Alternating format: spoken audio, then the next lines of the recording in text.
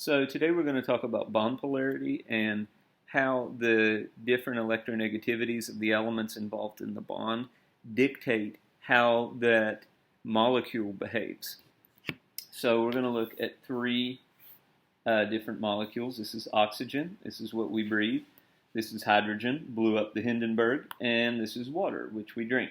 Okay, so this is just two oxygen atoms bonded together.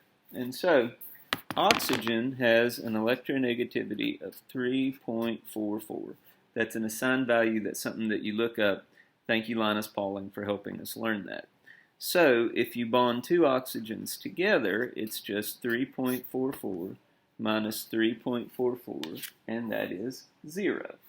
So when you have two oxygens bonded together, it is a perfectly covalent bond. They share the electrons totally equally. And so hydrogen, it has a value of 2.20, and so when you bond two atoms of hydrogen together, this is two oxygens, this is two hydrogens, but since both hydrogens have a value of 2.20, the value is 0, and it's a perfect covalent bond. Okay? Now, when we look at bonding water, which water, and we'll talk about how we do this, but water looks like this. So you have two covalent bonds. But since they're both from hydrogen to oxygen, we only have to do one, and I can show you how that affects the molecule.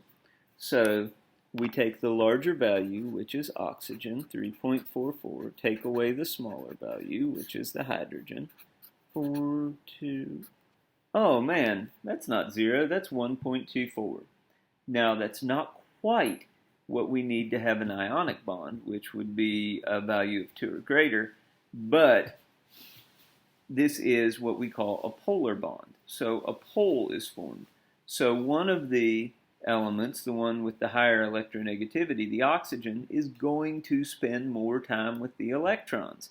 And so, since it pulls the electrons to itself, and electrons are negative, a pole is formed. And so, that oxygen forms sort of a little negative region up here, and since the hydrogen are spending less time with the electrons, and in this case it's because hydrogen's teensy tiny, it's only got one proton versus the 8 for the oxygen, and so oxygen is pulling 8 times more.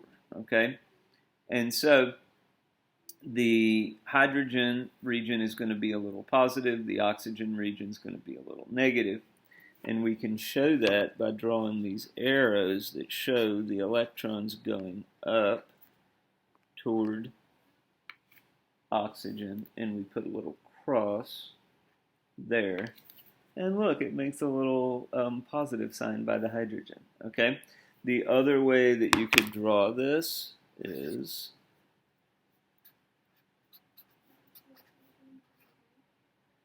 a little sigma here, little sigma negative for the oxygen, little sigma positive for the hydrogen.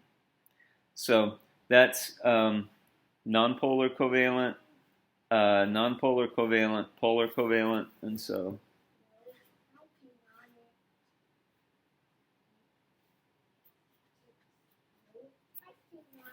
there's your oxygen, two unshared pairs, double bond, hydrogen, one single bond, and there's no unshared electrons because hydrogen only has one total electron, and then this one shares one, that one shares one, and there's your bond.